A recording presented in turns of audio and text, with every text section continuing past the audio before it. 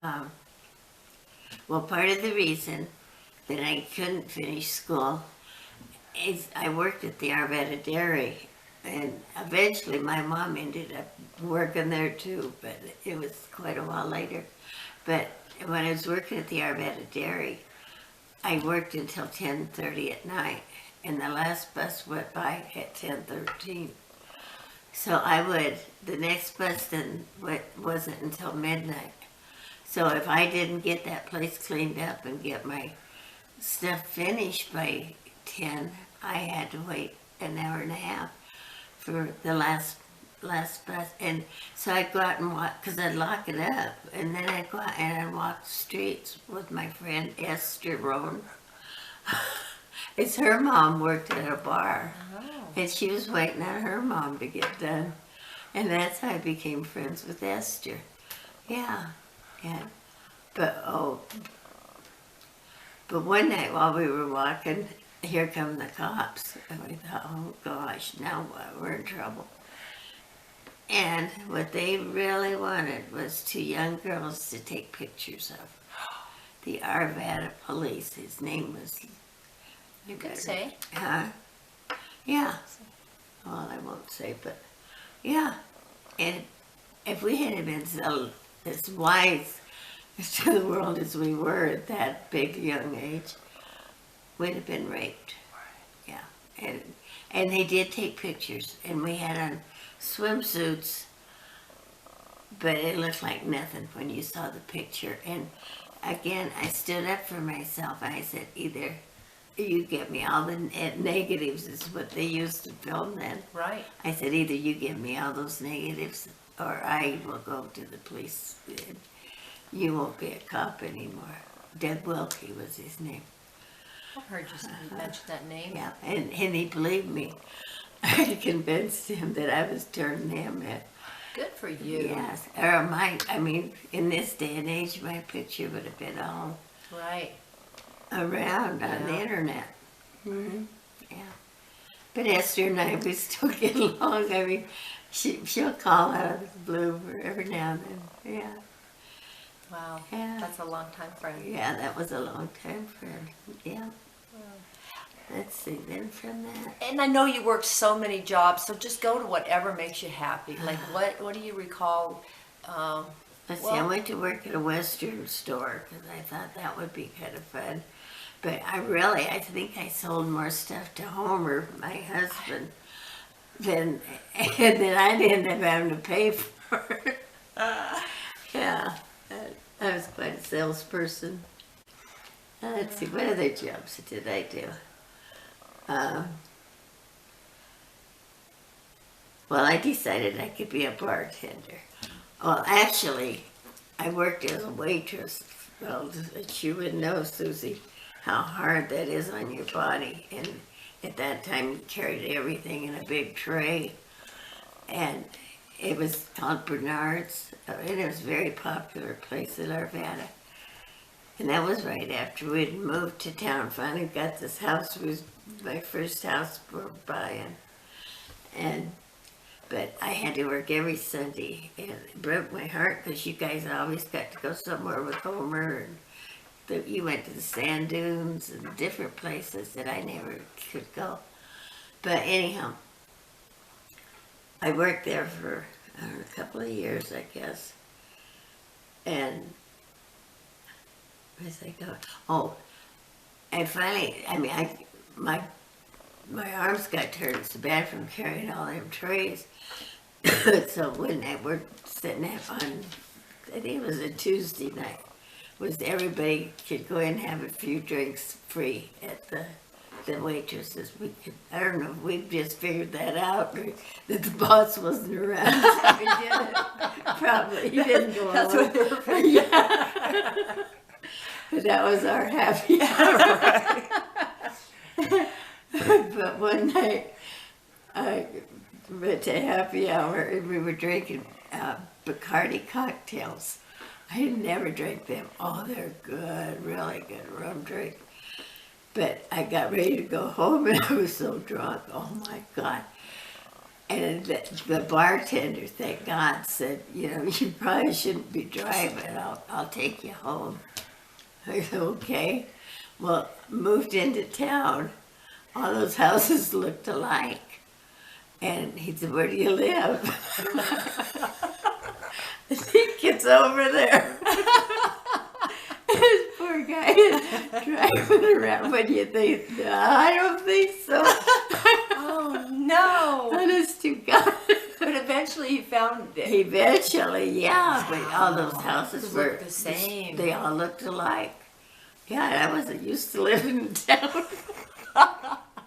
Country girl gets herself in trouble. So after that one, they opened up a brand new place, North Park Lounge, and When you say we, did you know the people were some connection with Bernard's to North Parks? How did I you didn't didn't know the people no, at all? not You at just all. okay. no. Voice was curious of that. But so I went to work. Well, I went to a different place. What was the name of that one? Before North Park. What the heck was it? I know what you mean because I think I worked there. A Chinese Oh. place. Yeah. Well, you might have worked at the I Chinese. didn't. Maybe it was North Park. Anyhow, Walt Bernstein was his name. He's the one who taught me how, because I got a job there after I quit Bernard's, and thought, well, I'll learn to tin bar. The lot lighter those trays did. So I went to work there, and Walt was nice enough to teach me how to make drinks. But I didn't realize that when you're out on that floor and people are drinking, you're liable to get grabbed, pinched, whatever, and I did not go for that. So I thought, well, I gotta learn another trade, so I'll be the bartender. So you got a table in between you and everything. So I learned how to make all their drinks and stuff. And that's when a brand new bar opened up in town, in Arvada, called the North Park Lounge. And I thought, man, that looked like a pretty nice place to work. So I'll go down and apply for a job there. So I did. While I was in there applying, I'm like, God, these girls wear short skirts. And one in particular, she worked behind the bar, at the bar, and she'd bend over to get a beer. Well, her skirt was so short, but I was like, ooh. And so finally the boss came over and said, well, what do you think? And I said, I don't think I can work here. I said, there's no way I'd wear those short skirts. And he said, oh, that's okay. You could wear your pants, whatever you want. I'm like, okay. So I had a reputation of really being a good bartender, knew all the drinks and could really make them fast. So I went to work there. Well, I didn't realize what all was going on in that bar.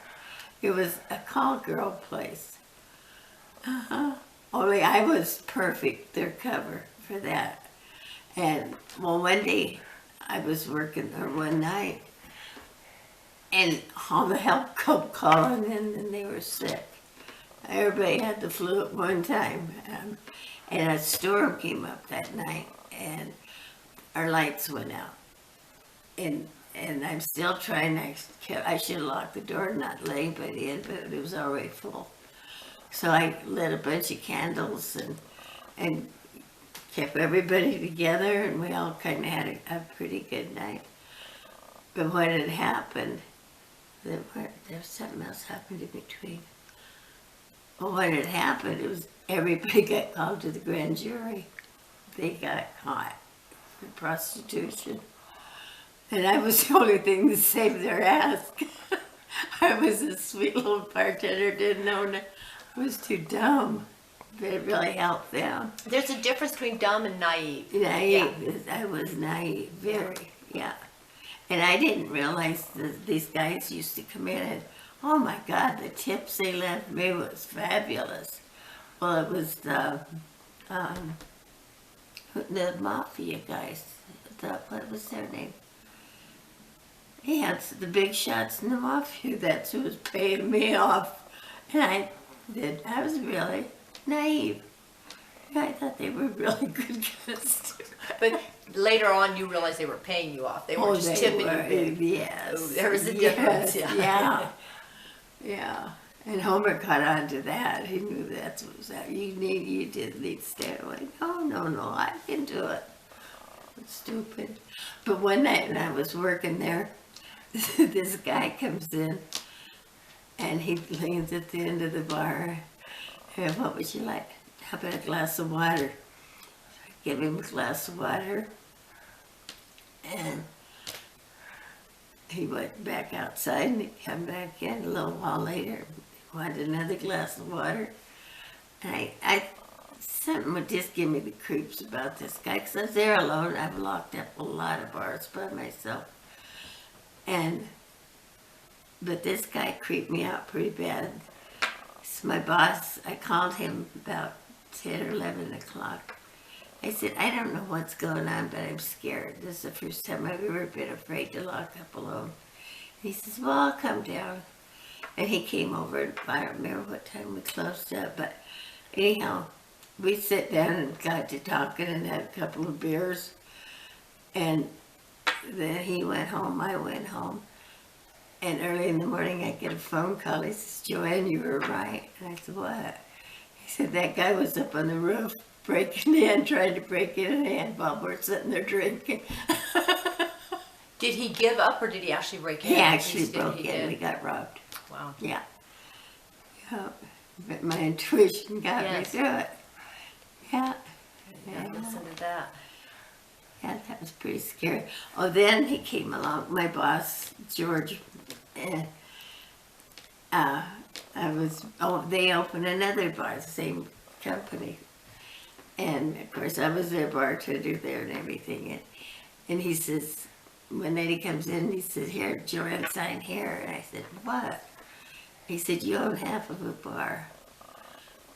And I'm like, what? But I had told him about this bar at Louisville. I said, I knew some people that they needed badly to get rid of. You know, they couldn't afford it. It wasn't working out for them. And so George had gone up there and bought the bar. Only he needed my license, that's why I got half of the bar. So, You had to have a license to bartend? no, to own the bar. Okay, so why did you have a license? I didn't, but my He name couldn't was get in his clean. name. Thank you. Thank you. He Okay. couldn't get any more licenses, makes no sense. more bars in his name. Got it. Thank yeah, you, Mom. Yeah, Okay. because it was George and Jean. Makes perfect sense. Yeah, Yeah, we're okay. brothers. Yeah. But anyhow, so he said, well, sign here, you own half of a bar. Of course, everything got in my name then. And it was old, it's an old mining town, Louisville, and the building was really old and everything. But, well, I'll paint it. Oh, I painted in there. And, of course, nobody was around to help me when I needed help. But, you know, had the other half owners, they didn't show. But, yeah, I finally got it cleaned up enough to open it. And I thought, well, to get customers, because all the old miners and the old Italians, they would go to Pagliacci's bar, Pasquale's bar, I'm sorry. And then they started coming to mine to see what was going on. So I dropped the price of beer to, was it a quarter or something really cheap. And it really made Pasquale mad. So he would, if he had a mean drunk or an ornery drunk, he'd give him money to send him down to my place. Ooh. It was a nightmare owning that place, I'll tell you. And I had pool table, shuffleboard, and all that, and a big room in the back where I had dances on weekends. But sometimes it paid, sometimes it didn't. But you could not hire any honest help that wanted to go that far to work. Yeah. But I did it, and it was the worst year of my life. It was just a year. I wasn't A sure year. of the time factor. Okay. Yeah, I put it up for sale. Oh, but if I didn't show up every day, like it was like you go there, oh, we didn't sell anything today. Well, you know good and well from your inventory Right. that they had. Anyhow, so I thought I had it sold. I'd advertised it, and the guy that owned Safeway store in Broomfield made an offer on it, and we agreed and everything. And he gave me a check for $5,000. And for some reason, I knew that that check was no good. But I never said anything to him, and I held on to it. And he was going to take over all my inventory and everything else. And the night before, my bartender was Gene, big guy. And I said, you know, that check's not going to clear. I know it's not. And he said, you call me. He said, if he calls you and says that check is no good, you tell him it's too late. It's already at the bank, that Gene took it to the bank. And he said, if he calls me, I'll say, I already took it. Sorry. Yeah. And that's exactly what happened. Next morning, phone rings. Don't cash that check. I'm so sorry, but it's no good. I said, no, sorry, bud, you're a bit late. And I said, your check's already been to the bank. And it's big enough that that is deliberate fraud, and you're going to jail unless that check's good. God dang it, that get him going. But anyhow, he almost went to jail over it, but his mom bailed him out. And I don't know, somebody else, anyhow, he raised the money and I got my money out of the bar. But that was horrible. But I don't know if you guys remember, I came home at night with all this cash and I'm throwing it up in the air. I remember that so well. That's Do a ya? big part of my life. Yes. Yeah, when I get cash, I do like to throw it Oh, up I there. did. All I because of was that. so, because I could have lost every penny. Yes. Yeah. So no wonder you were so happy. That explains. Yes, yeah. Other than just selling, yeah. Yeah. The Oh, my circumstances. God. Wow. Yeah, but it was rough, man. I broke up more fights with a pool stick than, and it was right across the street from the police station, but they wouldn't come from there. You had to call Boulder to get a cop, and you didn't want to do that. You would lose your license. Right. And the cops, and they'd come over every now and then, and people would be so drunk, and I'd walk around and prop people up. Okay, now. Oh, yeah, my life, that was a twin light. Nice. Yeah, so I gave up tending bar for a while after that. But that's what got me started, was I'd had enough of these two-legged animals in the bars. So I got me some four-legged animals. That's great. Yeah, but yeah. We had a lot of experience. How long were you a livestock dealer? For about 30 years. Mm-hmm. Yeah. I was probably the very first woman livestock dealer in Colorado. Because you had to have a license to do that, too. And did you know that anytime you sold even a baby calf, you had to have a cattle inspector come out and write a bill of sale? And that had saved my neck more than once, too. Because later on, I was buying, well, I started order buying then, because I was going to a livestock sale pretty near every day somewhere. And I'd drive as far as Lyman or whatever. But I found feedlots in between that would pay me, I forget how much a pound it was, if I could bring healthy cattle and they would just buy them for me. And so that paid my gas more than anything to get me back and forth to sales. I used to go to Salida every week. That was quite a little drive, with just to pick up with Rex then. And then I finally ended up getting a bigger truck, a ton truck, and a big cattle or a trailer. And I'd go every day off to Sailboard. And at first, when I started, guys were just mean. They didn't know what to think about me, even.